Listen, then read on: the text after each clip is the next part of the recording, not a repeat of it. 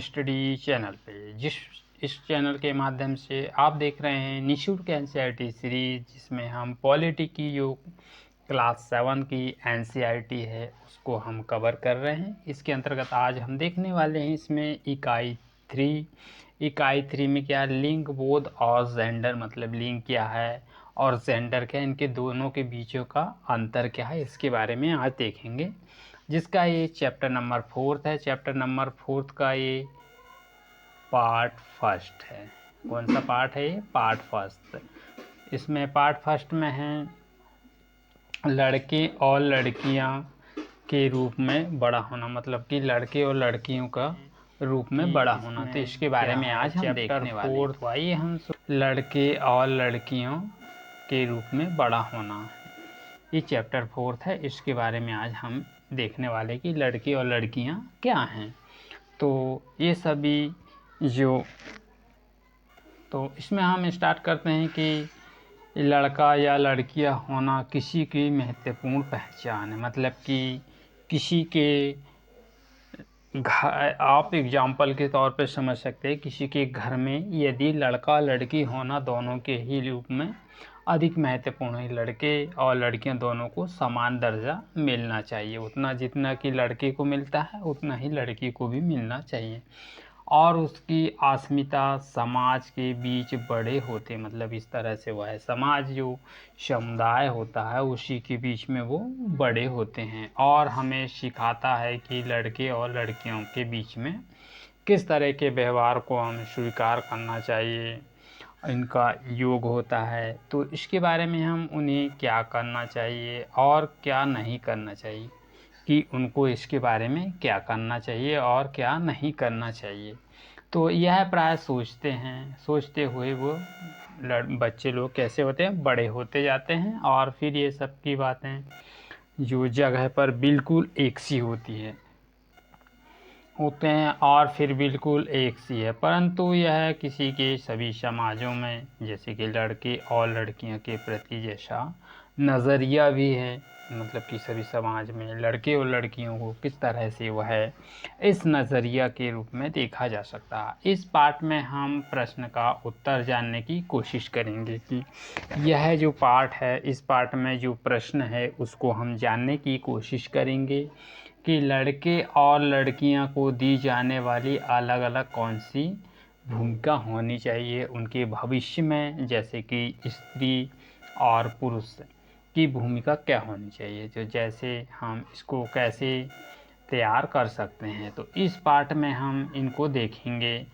जो अधिकांशतः आप समाज का जो पुरुष और स्त्रियां हैं, समाज में अधिकांशतः कौन, पुरुष और स्त्रियां, जो अलग अलग महत्व या उनकी अलग अलग पहचान भी होते हैं, क्योंकि पुरुष की पहचान अलग होती है और महिला की पहचान अलग होती है। तो स्त्रियां भूमिका निर्वाह कार्य करती हैं, मतलब कि स्त्रियां जो होती है भूमिका कैसा कार्य करती है, वो निर्वाह का काम करती है। पुरुषों को निर्वाह दी जाने की भूमिका के रूप में कार्य का महत्व दिया जाता है। पुरुषों को जो उसकी भूमिका में मुख्य रूप से निर्वाह करता है उसको यह कार्य दिया जाता है, किस, पुरुष को। इस पार्ट में हम यह देखेंगे कि स्त्री और पुरुष के बीच में कि उनके स्त्री और पुरुष के क्षेत्र में किस तरह की ये असमानताएं हैं और उनसे वह किस तरह से उभरती है। तो इसके बारे में हम अब देखेंगे। तो फिर इसमें हम देखते हैं अब इसमें कि 1920 के दशक में किस तरह से, कि 1920 का जो दशक था वह समूहन के बीच में जो बच्चे और बड़ों का क्या होना चाहिए, इसके बारे में अब देखेंगे। समोआ द्वीप प्रांत यह प्रशांत महासागर के दक्षिण में स्थित छोटे द्वीप है। कौन सा? समोआ द्वीप जो है वह दक्षिणी प्रशांत महासागर के दक्षिण में स्थित छोटे द्वीपों का एक समूह है, जो कि एक समूह का एक अलग भाग है, जो समूहन समाज में किए जाए गए अनुसंधान की रिपोर्ट के अनुसार आप इसमें के अनुसार कब हुआ था ये? 1920 के दशक में आप स्कूल में नहीं जाते, मतलब कि 1920 के दशक में बच्चे लोग क्या स्कूल नहीं जाते थे। वह बड़ों से, अपने वयस्कों के बीच में बहुत सी बातें सीखते थे, मतलब कि बड़ों के साथ में रहकर और अपने जो उन्हीं से ये बातें सीखते थे। और छोटे बच्चों की देखभाल के लिए घर में कैसे काम करना चाहिए आदि। द्वीपों में जो द्वीप थे वहाँ पर मछली पकड़ना एक महत्वपूर्ण कार्य था। कौन सा कार्य था? बच्चों के लिए मछली पकड़ना एक महत्वपूर्ण कार्य था। इसलिए किशोर बच्चे मछलियाँ पकड़ने के लिए सुदूर यात्रा, मतलब कि दूर तक क्या करते थे, वो मछली पकड़ने के लिए जाते थे, जिसे हम यात्रा कहते हैं, या जाना सीखते थे। कि जहाँ जहाँ वो बड़े लोग जाते थे उसी तरह बच्चे लोग भी उनके आने जाने के जो रास्ता हो तो उसी तरह से वो भी जाया करते थे। कौन? बच्चे लोग।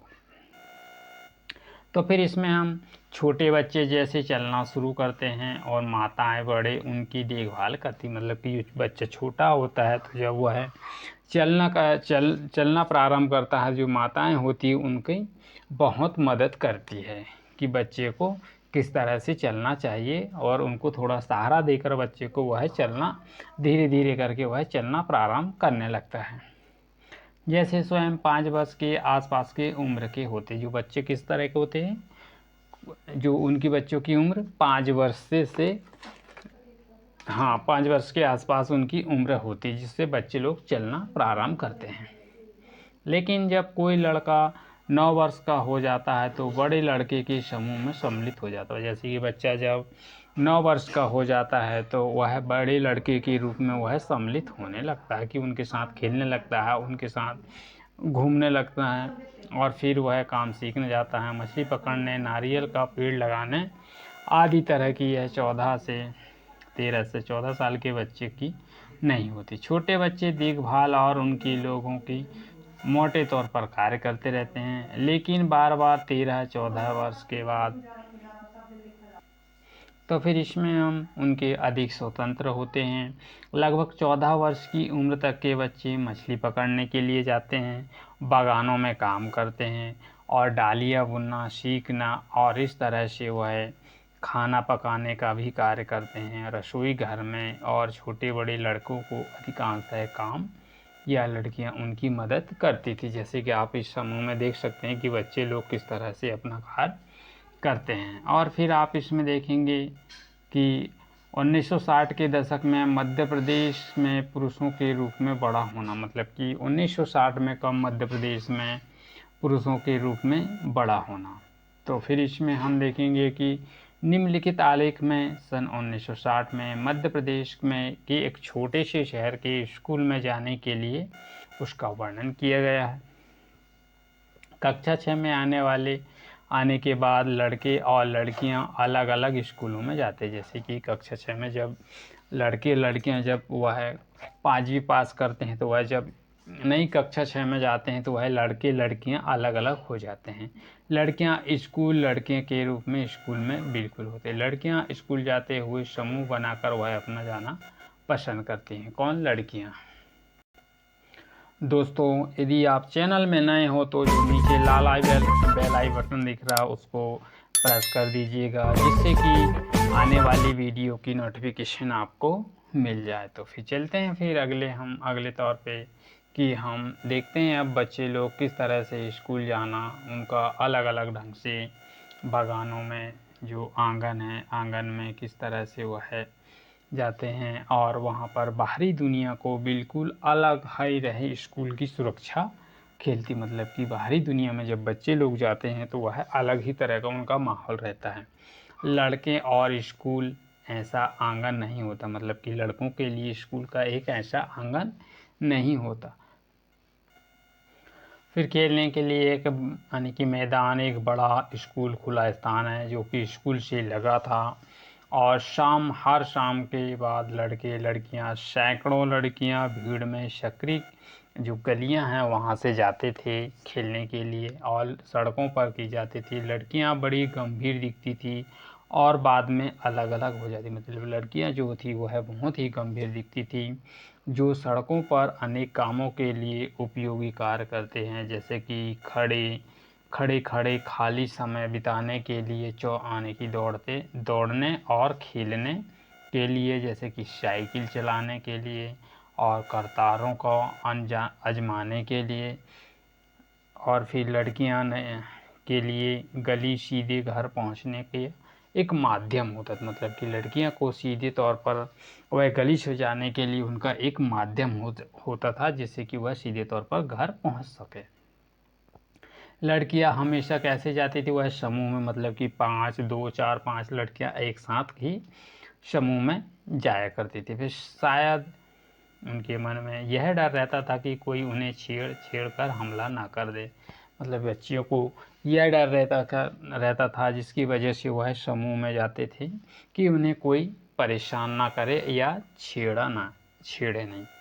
तो फिर इसमें हम ऊपर दिए गए 2 उदाहरण को पढ़ने के बाद यह लगता है कि बड़े होने के कई तरीके हैं, मतलब कि जो उदाहरण दिए गए उससे आप यह समझ सकते हैं कि बड़े होने के कई तरह होते हैं, जो उनको प्राय सोचने के लिए बच्चे एक ही तरीके से बड़े होते हैं, इसीलिए होते हैं और क्योंकि उनके अनुभवों के सामने ज़्यादा परिचित होते, मतलब उनका जो अनुभव होता है वह ज़्यादा परिचित होता है। और यह अपने परिवार के बुज़ुर्गों के बाद भी तो कर पाएंगे, मतलब कि अपने परिवार में जो बुज़ुर्ग है या सबसे ज़्यादा उम्र के होते हैं उनसे भी यह बात कर सकते हैं। उनका बचपन शायद ही बचपन में बहुत अधिक भिन्न था इनका बच्चे लोगों का। यह स्पष्ट अनुभव भी करते हैं कि समाज में लड़के और लड़कियों को स्पष्ट अंतर करता है, मतलब कि समाज में भी लड़के और लड़कियों को स्पष्ट अंतर करता है। तो फिर इसमें कम आयु के से शुरू हो जाता है। उदाहरण के लिए खेलने के लिए जो भिन्न तरह के खिलौने दिखलाए जाते हैं, लड़कियों को खेलने के लिए कारें और लड़कियों की गुड़ियाँ, मतलब लड़कों के लिए कारें का उपयोग करते हैं खेलने के लिए और लड़कियों को गुड़ियों को। दोनों खिलौने खेलने के बाद उनको बहुत ही आनंद हो सकता है, क्योंकि बच्चे लोगों को लड़कियां आने की जो लड़कियां हैं गुड्डियों और लड़कों को कारें को दी जाती है, जो खिलौने के तौर पर आप बताने के लिए माध्यम से बन सकते हैं, जो जब बड़े होकर स्त्री और पुरुष बनेंगे। जो बच्चे लोग हैं वह जब बड़े होंगे तो वह स्त्री और पुरुष बनेंगे और अलग अलग तरह से हम इनका प्राय प्रतिदिन छोटी छोटी बातों पर बना रखा है। फिर लड़कियां कैसे कपड़े पहनेंगी, उन्हें कैसे पार्क में खेल कूद, लड़कियों को धीमी आवाज़ में बात करनी होगी, मतलब कि बच्चियों को कैसी बात करनी, उनको धीमी गति से आवाज़ करनी होगी, कैसे तरीके से धीमी आवाज़ से बात करनी होगी। तो फिर इसमें हम रौब उन्हें बता सकते हैं, उनको रौब बता सकते हैं। और सब बच्चों को यह बताने के तरीके हैं, जो बड़े होकर स्त्री और पुरुष बनेंगे उनकी पहचान स्पष्ट भूमिका से निर्भर होती है, जो कि प्रभाव से अध्ययन में इसमें व्यवसाय का चुनाव भी करना पड़ता है, किसको, बच्चियों को। तो फिर इसमें हम आगे देखते हैं, जैसे कि इसमें चर्चा की गई है कि मेरी माँ काम नहीं करती हैं। तो हाँ, तो हम इसको अब देखते हैं, अब पढ़ने की कोशिश करते हैं यहाँ पर। हाँ, हम सब बच्चे स्कूल में भ्रमण करने जा रहे हैं। रोजी और मैडम के साथ चलने के लिए बड़े तौर पर वह हो सकता है कि क्या आप अपने ऑफिस से एक दिन की छुट्टी लेकर हमारे साथ चलोगे। कौन बोलते हैं, बच्चे बोलते हैं। तो फिर इसमें वैसे हरमीत ने कहा, माँ हमेशा ऐसे समय पर हमारे साथ जाती है जहाँ पर कोई काम नहीं होता, कि मतलब माँ उनके साथ कैसे जाती है, जहाँ इस टाइम में जाती है जहाँ पर उन पर कोई काम नहीं होता। तो फिर सोनाली बोलती, तुम ऐसा करो, कह सकते हो कि तुम यानी कि जानती हो हरप्रीत आंटी रोज़ सुबह 5 बजे उठकर रोज़ जाती हैं, घर से बाहर सारे काम करती हैं। तो फिर हाँ माँ, वे कोई काम भी तो नहीं है, नहीं तो बस पर घर के काम करते हैं। ओ, क्या तुम वाकई ऐसा सोचते हो। तो ऐसा चलने पर हरप्रीत जो होती है अपने घर चले जाती है और फिर उसने पूछते हैं कि क्या खुद सोचती है। तो इस तरह से वह सोचने लगती है। तो इसमें दिया गया कि श्री सिंह के घर, मतलब श्री सिंह के घर में क्या क्या हुआ। तो हर्षरण सोनाली सोचती है कि हर्षरण और सोनाली सोचते हैं कि आपकी पत्नी कोई कामकाज महिला नहीं है। मतलब कि हर्षरण और सोनाली सोचते हैं कि आपकी महिला काम में आने की कामकाजी महिला नहीं है। पर आंटी क्या वाकई में ठीक नहीं है कि मेरी माँ घरेलू महिला है, कोई काम नहीं यानी कि कहाँ करती है, काम कहाँ करती है। तो इसके बारे में वह सोचती है। तो फिर वह हरप्रीत, यदि ऐसा है तो तुम अपने कुछ आराम क्यों नहीं करती और वह चारा उन्हें यह सब कुछ खुद ही करने ले। और क्या बात है, ठीक है, कल हड़ताल पर चली जाती हूँ। मतलब कि हड़ताल करने के लिए वह जाने के लिए बोलती हैं। तो वह है, कितना मज़ा आएगा कि कल पापा के साथ मिलकर सारा काम संभालेंगे। ये दोनों बोलते हैं कि पापा के साथ मिलकर हम सारा काम संभालेंगे। तो अगली सुबह 7:30 बजे, जब हे भगवान समय तो देखो, मेरा नाश्ता कहाँ है और बच्चे अभी तक तैयार क्यों नहीं हुए। तो फिर क्या जानूँ या याद है या नहीं है, हड़ताल पर हूँ आज। मतलब कि आज मैं हड़ताल पर हूँ। तो मंगला ने अपनी छुट्टी ले ली। तो मंगला ने भी इस तरह से उसने छुट्टी ले ली। तो फिर तो स्कूल, मतलब स्कूल बस थी। अब तो मुझे बच्चों के यानी कि बच्चे हैं, बच्चों को कार में ही स्कूल छोड़ना पड़ेगा। कौन बोलते हैं, ये मासा जी बोलते हैं। तो फिर इसमें जल्दी करो, जल्दी जल्दी हरप्रीत को कहा और उसको स्विच ऑन किया। मतलब कि जो हरप्रीत जी इसके पापा हैं। तो इस तरह से उन्होंने बोला। तो इसमें हम आगे देखते हैं अब इसी से रिलेटेड। लेकिन साथ में जो बच्चे हैं, बच्चे को लंच बॉक्स क्या है, अरे यह भी उसके बारे में भूल गया। मतलब कि जो लंच बॉक्स है बच्चे का, उसके बारे में भी भूल गया। तो फिर इसमें, हाँ मैं तुम्हें कैसे यानी कि पैसे दे दूंगा, तुम कटौती यानी कि कैंटीन, मतलब कि जो उनके पापा बोलते हैं कि मैं पैसे दे दूंगा, तुम जाकर कैंटीन में खाना यानी कि कुछ खरीद लेना, जो भी खरीदना आपको। माँ ने उसके यानी इसके लिए पहले से ही पैसे दे दी। माँ ने उसके लिए पहले से ही पैसे दी। और शाम 6 बजे, डैंग डैंग, मैं स्कूल आने की तो बिल्कुल थक चुका हूँ। मतलब कि वह बिल्कुल ही थक चुका है। और फिर कुछ चाय वाय हो जाए। और यह है, हाँ तो भूल गया कि हड़ताल में खुद ही कुछ बनाता हूँ, कि आप हड़ताल में गए थे। यानी कि फिर इसमें देखते हैं अब यहाँ पर कि पूरा घर देखो जैसे वहाँ पर कितना तूफान आया। मतलब कि घर में सब अलग अलग तरह से पूरा इनका सामान जो रखा था, जो कि एक तूफान की तरह, जैसे कि तूफान आया है उसमें पूरा सामान बिखर गया। इस तरह से घर में सारी चीज़ें इधर उधर रखी थी। तो तुम क्या सोचते हो कि तुम सुबह तो यानी कि तुम ने घर जैसी हालत में छोड़ा था, वैसे ही हालत में ही दिन भर रहा। मतलब कि घर जैसा आपने छोड़ के गए थे, वैसा ही घर पूरे दिन भर रहा। हरप्रीत, कमबख्त चाय की पत्तियाँ कहाँ रखी हुई है। मतलब हरप्रीत बोलती है कि कमबख्त ये चाय की पत्तियाँ कहाँ रखी हैं। तो क्या आप भी सोचते हैं कि मैं काम नहीं करती हूँ। तो मैं याद दिलाऊंगी कि चाचा और चाची की रात में खाने के लिए आने वाले हैं। कौन, चाचा और चाची खाना खाने के लिए आने वाले हैं। अधिकांश समाजों में जिनका जिक्र यानी कि हमारा समाज सम्मिलित है, पुरुषों स्त्रियों और भूमिका उनमें महत्वपूर्ण भूमिका निभाते। कौन, पुरुष और स्त्रियां जो समाज के लिए एक महत्वपूर्ण भूमिका निभाते हैं। कौन, पुरुष और स्त्री।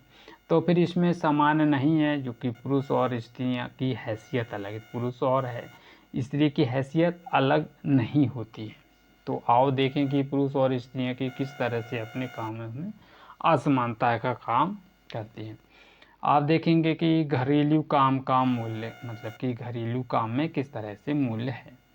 तो हरप्रीत के परिवार नहीं यानी कि नहीं लगता था। तो हरप्रीत घर के काम कार्य करती थी, वास्तव में वह काम का था, मतलब कि जो हरप्रीत है वह घर का काम करती थी, जो कि वास्तव में यह काम है। उनके परिवार में ऐसी भावना होना यह निराली बात नहीं थी कि दुनिया के घर में काम है, यानी कि काम ही नहीं है। तो अब इसमें आगे देखते हैं कि हम कि हरप्रीत और उनके बच्चे के बारे में। मुख्य जिम्मेदारी स्त्री की होती है, जो कि देखभाल से संबंधित है, और कार्य परिवार का एक महत्वपूर्ण है, जो कि सुख सुविधा जो बुजुर्गों के बीच है, जैसा कि हमने देखा। अंदर के दिए गए कार्यों के बारे में एक महत्वपूर्ण नहीं बात, यानी कि इनकी बात को नहीं समझा जाता है।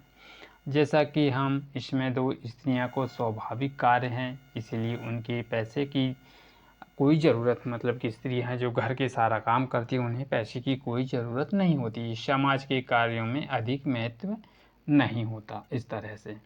तो फिर इसमें हम आगे देखते हैं घर के कार्य के लिए होने वाले जीवन, मतलब कि घर के कार्य के लिए किस तरह का जीवन है।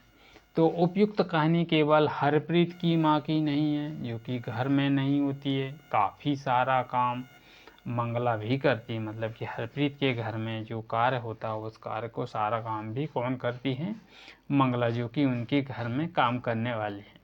तो उनके घरेलू काम में मदद करती है और लगाने की जो मदद करने के लिए लगाई गई थी। बहुत सारी घरों में वह विदेश शहरों में नगरों में लोगों को घरेलू काम के लिए लगाया जाता है, और वह बहुत सारे काम भी करती हैं। झाड़ू लगाना, सफाई करना, कपड़े और बर्तन धोना, खाना पकाना, छोटे बच्चों और बुजुर्गों की देखभाल इत्यादि के कार्य करती हैं। तो इनका कार्य अधिकांशतः आप देखेंगे कि स्त्रियां होती हैं, जो कि कभी कभी कार्यों को एक छोटे लड़के या लड़कियों को भी रख लीजिए, मतलब कि घर के कार्य को करने के लिए एक छोटे लड़के या लड़कियों को भी रख लिया जाता है। घरेलू काम का अधिक महत्व नहीं है, इसीलिए उनकी मजदूरी कम दी जाती है, मतलब कि जो घरेलू काम है वह अधिक महत्व नहीं है, इसलिए उनकी मजदूरी भी कम दी जाती है। घरेलू काम करने वाले दिन में सुबह 5 बजे शुरू होकर देर रात तक वह चलता रहता है। मेहनत काम करने के बावजूद उन्हें प्राय नौकरी पर रखने में सम्मानजनक व्यवहार नहीं मिलता। इस तरह का जो काम करते हैं उन्हें नौकरी में रखने पर सम्मानजनक व्यवहार नहीं मिलता। दिल्ली में घरेलू काम करने वाली स्त्रियां कौन थी? मेनाली। कौन थी? मेनाली। कौन सी स्त्रियां? मेनाली स्त्री थी। स्त्री का नाम मेनाली था। उसका अनुभव यह है, इस तरह से बताएगा। मेरी पहली नौकरी अमीर परिवार से लगी है, जो 3 मंजिला भवन में रहती है। मैम साहब अजीब महिला थी, जो हर काम करवाने के लिए दिलचस्प रहती थी। किसी भी तरह का काम करवाने के लिए वह दिलचस्प रखती थी। मेरा काम कोई रसीव का नहीं था। दूसरी लड़की सफाई करती थी और दिन सुबह हमारा 5 बजे शुरू होता था। नाश्ते में हम पहले चाय और 2 रूखी रोटियां मिलती थी और तीसरी रोटी नहीं मिलती थी। शाम के समय में जब मैं खाना पकाती थी तो दोनों लड़कियां मुझसे एक रोटी भी मांग लेती थी चुपके से, तो यह रोटी दे देती थी। कौन? काम करने वाले। तो फिर इसमें आगे देखते हैं, इसमें रोटी दे देती थी तो वह एक रोटी ले लेती थी और हमें दिन का काम करने के लिए वह बहुत ही भूखी रहने लगती थी। जब अजा हम घर की, मतलब कि घर में चप्पल नहीं पहन सकते, मतलब जो काम करते हैं काम करने वाले वह घर में चप्पल नहीं पहन सकते। ठंड के मौसम में हमारे पैर सूज जाते हैं। मैम साहब से डरती हैं, परंतु मुझे गुस्सा अभी आता है कि अपमानित किस तरह से किए जाते हैं। तो इसमें आप देख सकते हैं। तो दोस्तों सेशन कैसा लगा? यदि सेशन पसंद आए तो इसे लाइक कीजिएगा, शेयर कीजिएगा, और चैनल में आप नए हो तो चैनल को सब्सक्राइब कर लीजिएगा। सब्सक्राइब करने के साथ साथ बेल आइकन बटन को प्रेस कर दीजिएगा, जिससे कि आने वाली वीडियो की नोटिफिकेशन आपको मिल जाए। तो इसकी आगे की कहानी हम पार्ट 2 में देखेंगे। तो मिलते हैं नेक्स्ट वीडियो में। Thank you for all of you. जय हिंद।